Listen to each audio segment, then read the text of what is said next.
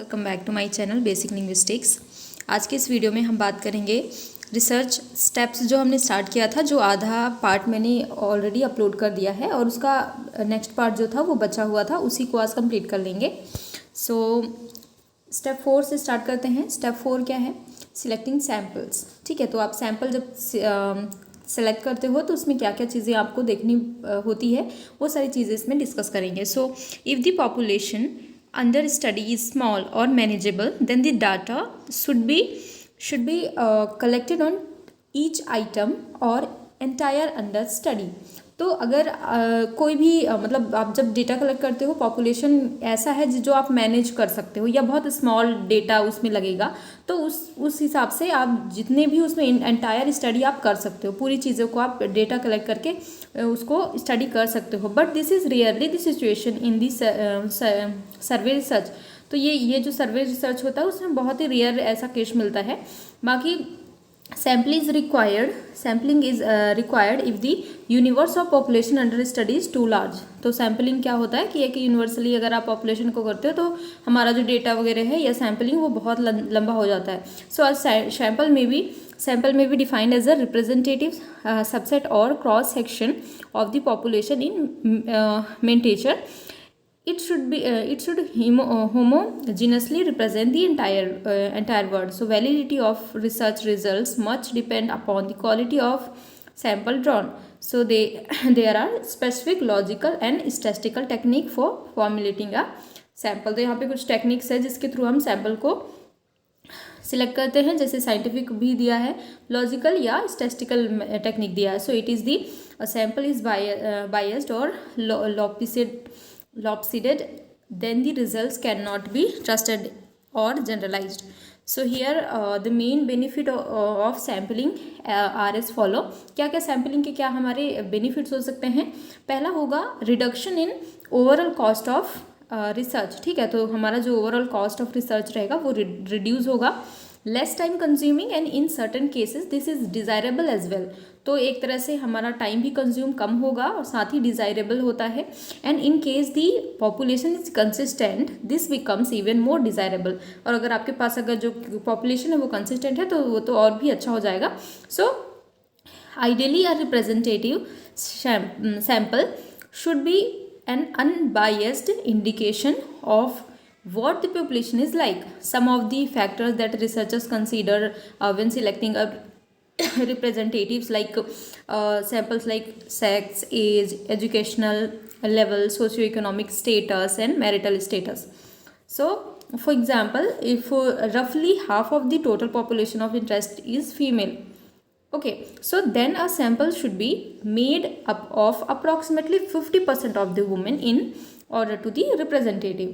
In research, the population does not mean only human population all the time and it can be factories, schools etc। तो यहाँ पे population का मतलब यही नहीं है कि आप ह्यूमन पॉपुलेशन की बात कर रहे हैं, यहाँ पे कोई फैक्ट्रीज भी हो सकती है, स्कूल्स भी हो सकते हैं, उनको भी पॉपुलेशन के अंदर रख सकते हैं। So population is divided by N capital N and sample as small N.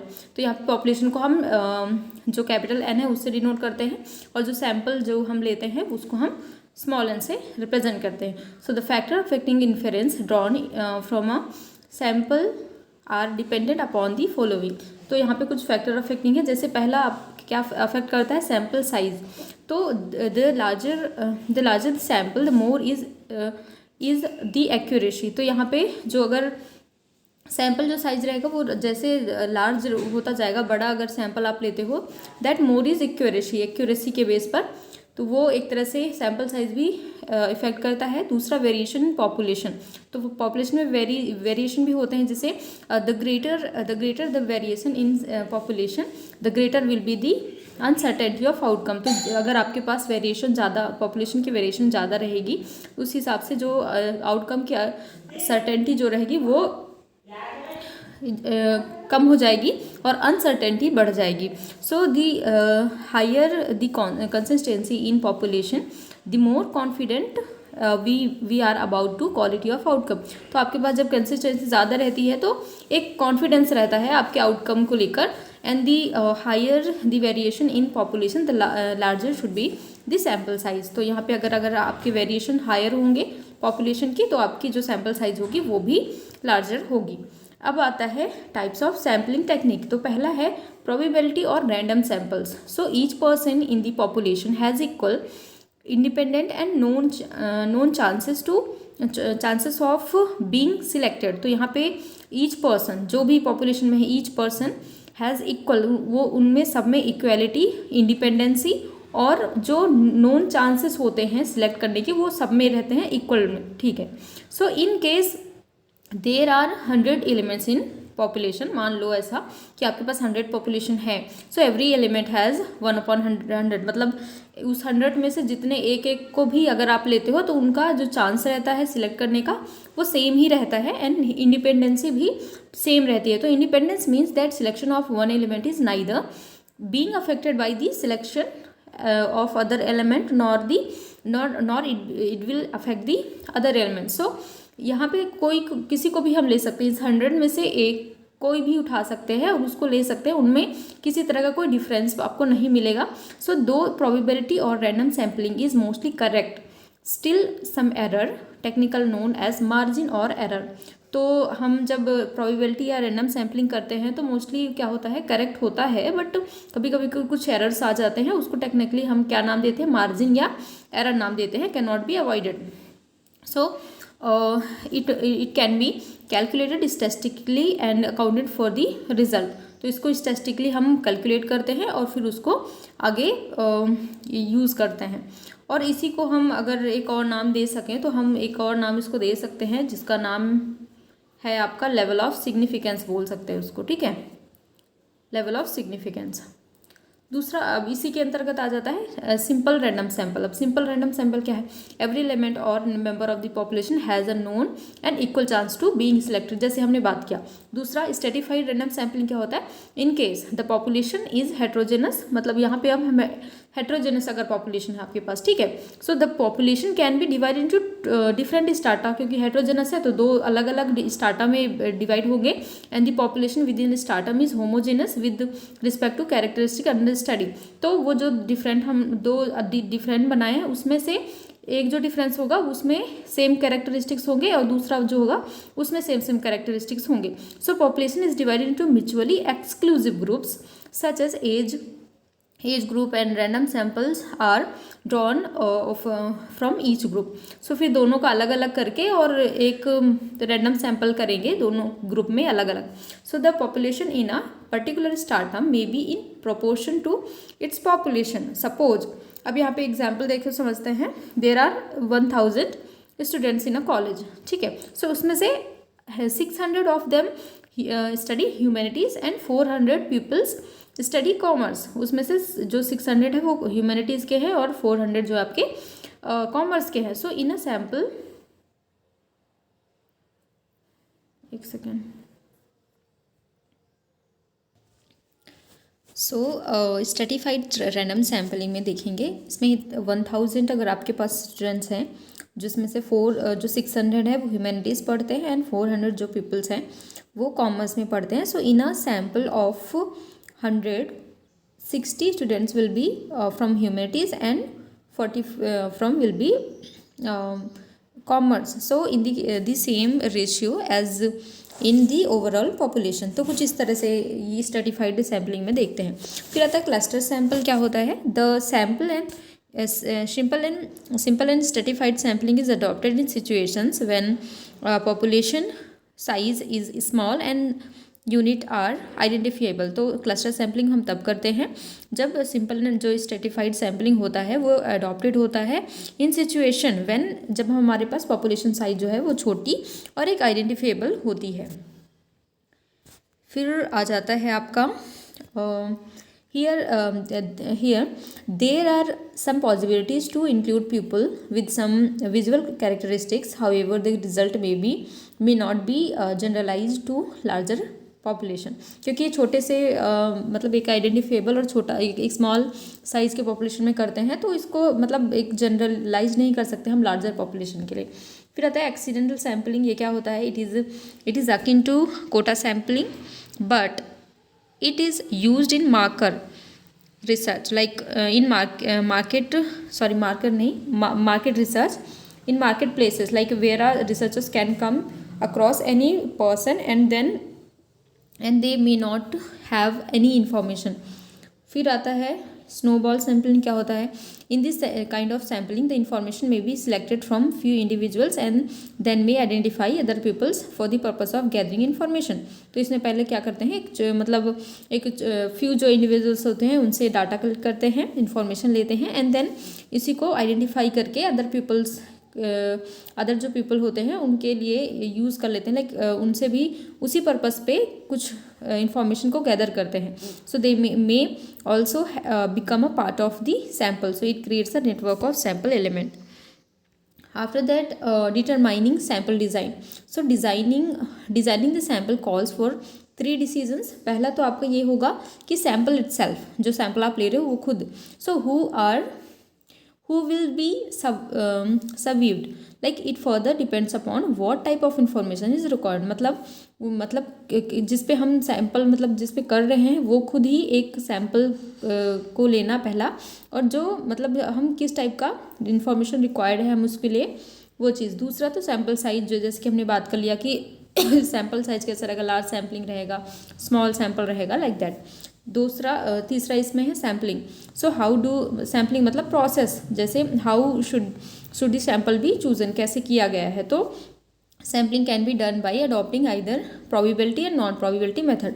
तो ये 2 मेथड हैं. अब यहाँ पे the sample size for any research study depend on 4 purposes. पहला पर्पस आपका पर्पस ही है, 4 P's, 4 P याद रखना है. पहला P का मतलब है पर्पस, दूसरे का पॉपुलेशन, तीसरे का प्रोसीजर, चौथे का पब्लिशिंग. तो पर्पस पहला the required precision of study. Second population means the size and nature of population under study. Procedure means the time, budget and resources available. And fourth is publishing, like the importance of the studies. अब ये 4th point खत्म होता है, 4th step हमारा. अब आते हैं 5th step में, जिसका नाम है राइटिंग अ रिसर्च प्रपोजल. अब फाइनली आप रिसर्च प्रपोजल कैसे लिखते हैं उस पर बात करेंगे. So a research proposal is a document of usually 3 to 7 pages. ठीक है, आपके 3 से 7 पेजेस के ही रिसर्च प्रपोजल होनी चाहिए एक डॉक्यूमेंट के फॉर्म पे. That informs other to the proposed piece of research. तो एक प्रपोज्ड आप क्या करना चाहते हैं उसका एक प्रपोजल दे रहे हैं, तो सिर्फ एक प्रपोजल के बेस पे 3 से 7 पेज के आप एक प्रपोजल बनाते हैं. So this proposed research is usually a masters और doctorate by thesis, but it can be work for the corporate purpose. तो एक कॉर्पोरेट पर्पस के लिए होता है, और एक तरह से हम डॉक्टरेट में जो थीसिस के लिए या मास्टर्स डिग्री में हम थोड़ा सा अपना प्रपोजल बताने के लिए यूज़ करते हैं. So, a research proposal is a document written by a researcher that provides a detailed description of the proposed program. So, it is like an outline of the entire research process that gives the reader a summary of information discussed in the project. तो एक तरह से आप उसको एक summary देने की कोशिश करते हैं कि हम अपने वर्क में ये सारी चीज़ें इंक्लूड करेंगे. एक डिस्क्रिप्शन देना, डिटेल डिस्क्रिप्शन देना अपने काम को लेकर. So research proposal are written for various reasons, like budget request for the research certification requirement for research, like that. अब यहाँ पे मेन एलिमेंट्स देख लेंगे रिसर्च प्रपोजल के क्या क्या होते हैं. पहला, need of a specific research project. ठीक है, हमें एक स्पेसिफिक रिसर्च प्रोजेक्ट तैयार करना चाहिए. बेनिफिट एंड बेनिफिशियरीज उसमें होना चाहिए. The type of data to be collected and means of collected data. Types of analysis, help required from other organization if any. Duration, facilities, requirement of funds, profile and credentials of the proposals. फिर आता है step number 6, जिसमें हम collecting data को collect करते हैं. So there are many alternative available to collect relevant data. So the researcher should select one of these method of collecting data, taking into account the nature of investigation, scope and objective of inquiry, financial cost, availability of time, the desired accuracy. So primary data can be collected either through experiment or through survey. जैसा कि हम एक बार थोड़ा सा इसका जिक्र हुआ था, तो बता दिया गया है कि प्राइमरी डाटा क्या होता है. And if this researcher conducts an experiment, he will take some quantitative measurements like जो भी डाटा होंगे आपके क्वांटिटेटिव मेजरमेंट के होंगे। The data is analysed further to test the hypothesis. फिर वो जो डेटा आपने कलेक्ट किया है उसको बाद में हाइपोथेसिस उसका टेस्ट किया जाता है। So in case of survey data can be collected by any one of more of the following ways. तो आप कैसे कलेक्ट कर सकते हो? पहला तो ऑब्जर्वेशन से कलेक्ट कर सकते हो। So this entails the collection of information by the way of investigators own observation without intervening the respondent. तो कभी कभी सिर्फ आप अपने ऑब्जर्वेशन के अकॉर्डिंग भी डाटा कलेक्ट कर सकते हो।